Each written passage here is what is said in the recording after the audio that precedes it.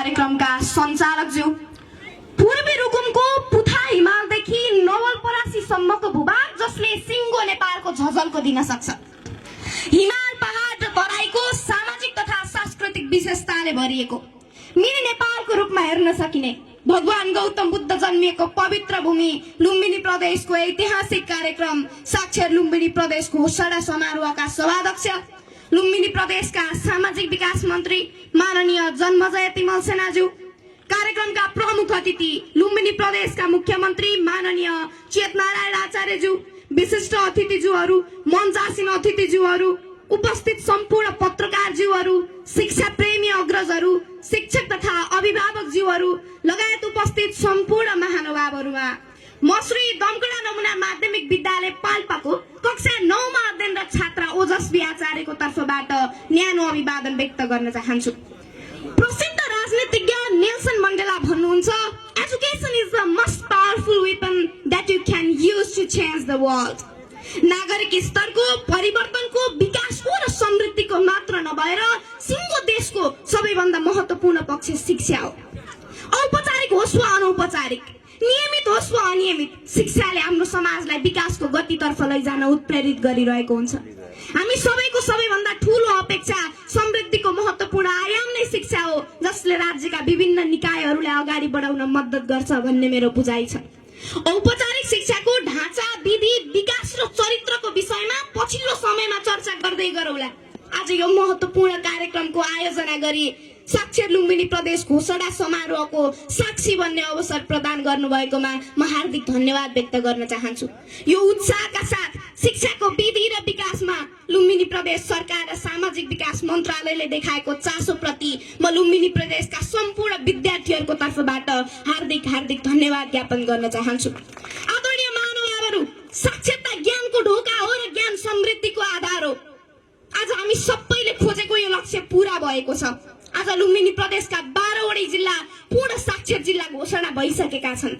नेपालको संविधान 2072 ले शिक्षालाई नागरिकको मौलिक हकको रूपमा सुनिश्चित गरेको छ।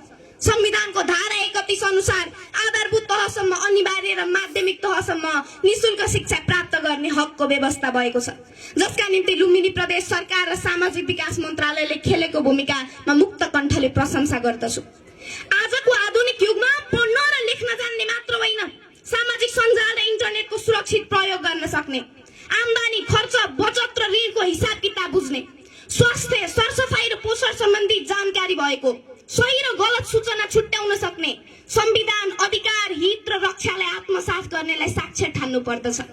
नेपाल सरकारले अंगीकार गरेको वर्तमान मापदण्ड अनुसार 15 देखि 60 वर्षसम्म 95% व्यक्ति साक्षर भएमा त्यस क्षेत्रलाई साक्षर क्षेत्र घोषणा गर्न सकिन्छ। आज लुम्बिनी प्रदेशले यो मापदण्डलाई पूरा गर्दै आफ्नो लक्ष्यमा पुगेको छ।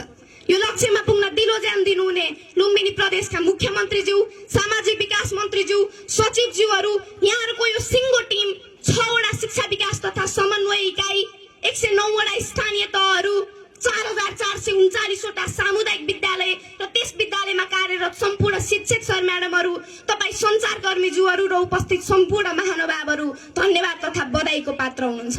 तर अब यतिमा मात्र सन्तुष्ट भएर पुग्दैन। आज राज्यको नीतिभन्दा बाहिर रहेका ती तमाम नागरिकलाई समेत यस क्षेत्रमा ल्याउन थप बल पुर्याउन जरुरी छ। आजको साक्षर घोषणा हाम्रो उपलब्धि मात्र होइन, यो त हाम्रो उत्तरदायित्व समेत हो। प्रसिद्ध वैज्ञानिक थोरोले भनेका छन्, शिक्षा खुक्रोबाट सुरु हुन्छ र चिहानमा गएर अन्त्य हुन्छ। यो त नियमित प्रक्रिया हो।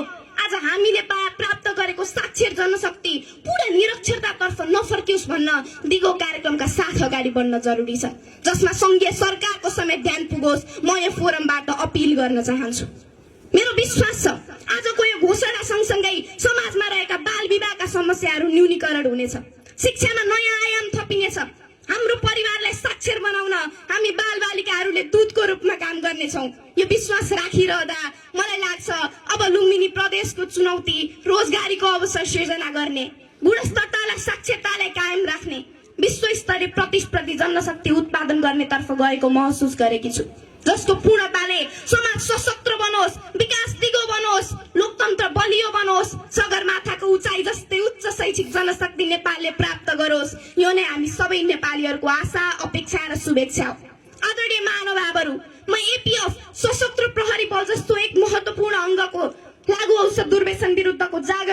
भएका नाताले यहाँ अनुरोध गर्न चाहन्छु। आजको यो आधुनिक युगमा साक्षरता भनेको पढ्न र लेख्न जान्ने मात्र होइन, सही र गलत चिज छुट्याउन सक्ने चेतना समेत हो। तर आज मेरै उमेर समूहका थुप्रै युवा तथा बालबालिकाहरू लागु पदार्थ दुर्व्यसन जस्तो गलत दुष्चक्रमा फसेको पाइन्छ, जसले आज हजारौं आमाहरूको कोखलाई रित्याएको छ। मरुभूमिमा आफ्नै छोराछोरीको सुगम भविष्यका लागि पसिना बगाएका बाहरूको सपना चकनाचुर पारेको छ।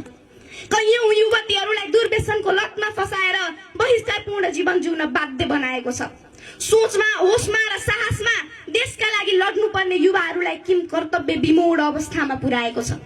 प्राकृतिक रूपमा सृजना हुने वा भनौं मानिस आफैले नै सृजना गर्ने रक्सी, चुरोट, गाँजा, भाङ, धतुरो, चरस जस्ता लागु पदार्थहरू प्राकृतिक लागु पदार्थ हो भने चिकित्साको क्षेत्रमा प्रयोग गरिने, तर चिकित्सकको सल्लाह र परामर्श बिना नै नशा लिनका लागि प्रयोग गरिने नाइट्रोसिन, नाइट्रोभ्याट, फेन्सिडिल, कोडिङ जस्ता लागु पदार्थ सेवनको संख्या आज बढ्दो क्रममा छ।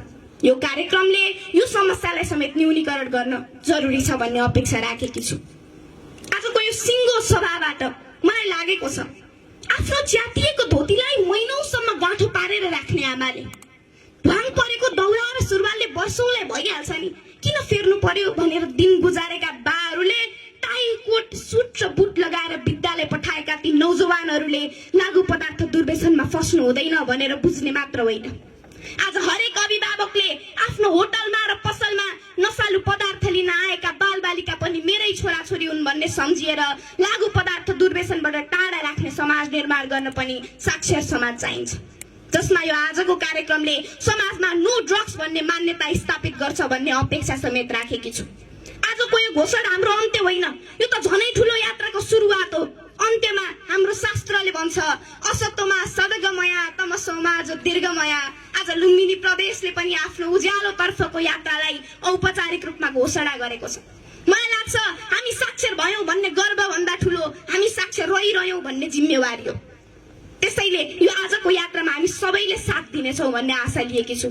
यसलाई टिकाइराख्न, आएका समस्याहरूको समाधान गर्दै आशा र अपेक्षाको परिपूर्ति गर्ने, शैक्षिक क्षेत्रमा आफूलाई अब्बल बनाउन पुनः एकपटक हामी सबैजना मिलेर लामो दूरीको यात्रा तय गर्ने र गन्तव्यमा पुग्ने आशा र अपेक्षा सहित मेरो भनाइ यही अन्त्य गर्न चाहन्छु। धन्यवाद, नमस्कार। जय लुम्बिनी प्रदेश, जय साक्षरता, जय शिक्षा। धन्यवाद, नमस्कार।